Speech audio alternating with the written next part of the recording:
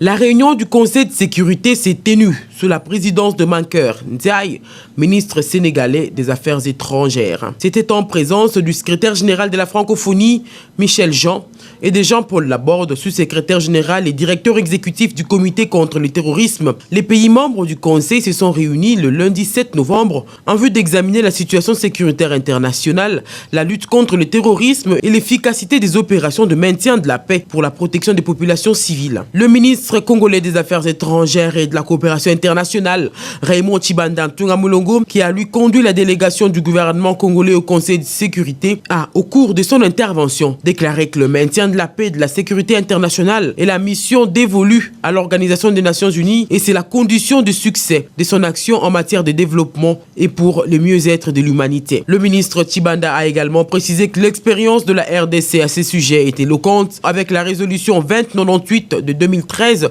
du Conseil de sécurité qui a permis d'augmenter significativement la capacité de dissuasion de la force onusienne et contribuer au renforcement de la sécurité dans l'est de la RDC. La prévention demeure plus que jamais la meilleure des options. L'ONU devra accompagner les États et non se substituer à eux, a dit Raymond Tshibanda avant de poursuivre, aider à l'appropriation par les parties en conflit de la culture, de la paix et des valeurs universelles de tolérance et de respect de l'autre et non d'imposition sur les États d'un quelconque agenda. À partir de New York, mettre à contribution les secteurs privés et mobiliser la société civile comme force positive dans le développement d'une conscience solidaire et la recherche du mieux-être ensemble plutôt que de leur instrumentalisation à des fins inavouées, les opposant systématiquement à l'autorité publique, fût-elle légitime parce que régulièrement élue, alors que dans le respect de la spécificité de chacun, les trois devraient nouer et entretenir un partenariat constructif, a ainsi martelé le chef de la diplomatie congolaise. Le pays du président Joseph Kabila s'est illustré par un comportement des plus responsables et respectueux des engagements régionaux et internationaux souscrits dans l'accord cadre pour la paix, la sécurité et le développement pour la RDC et la région signé le 24 février 2013 à Addis Abeba. C'est en ces termes que le ministre congolais des Affaires étrangères s'est adressé au Conseil de sécurité. Le patron de la diplomatie congolaise, Raymond Tshibanda Ntunga Moulongo, a conclu son allocution devant le Conseil de sécurité des Nations Unies en déclarant que les dirigeants devraient privilégier la réconciliation et la cohésion à l'intérieur des États, la cohabitation pacifique et la coopération entre ces derniers.